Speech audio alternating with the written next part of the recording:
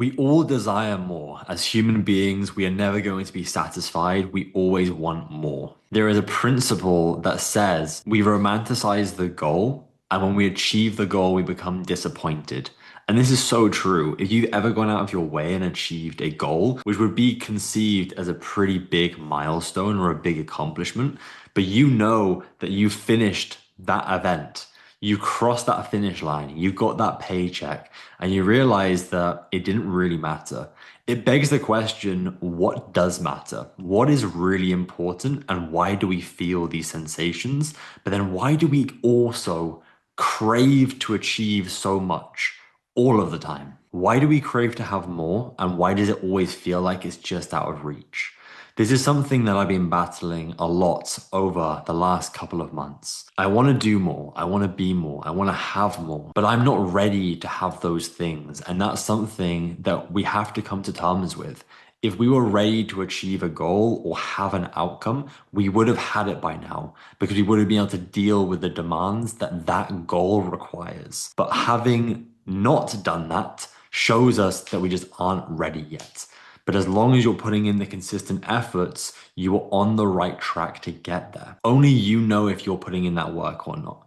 And God. Why is it that even when we achieve the goal, we're never satisfied? When I completed my Ironman, I trained for an entire year to cross that finish line, and I'd hyped it up in my mind so many times. I'd gone to bed late at night fantasizing about the idea of crossing that finish line and the sensation that it would bring. But when it came to the day, I crossed the finish line and I felt nothing. I felt still. I felt like I'd wasted my time because the sensation that I was fantasizing was not something that could be achieved from crossing that finish line. No, it was a gap in my heart. It was a gap in my soul that was not filled by an Iron Man shaped medal.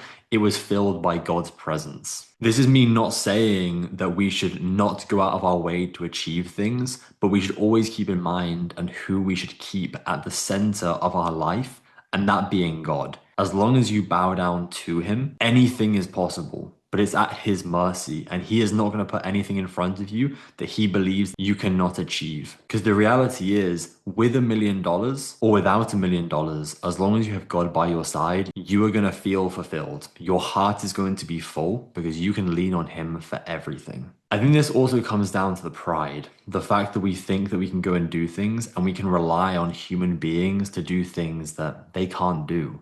When it comes to relationships, who are we entrusting with our life's challenges and struggles? Is that fair to put it on a human being when they're dealing with their own life and their own struggles? In some capacities, yes.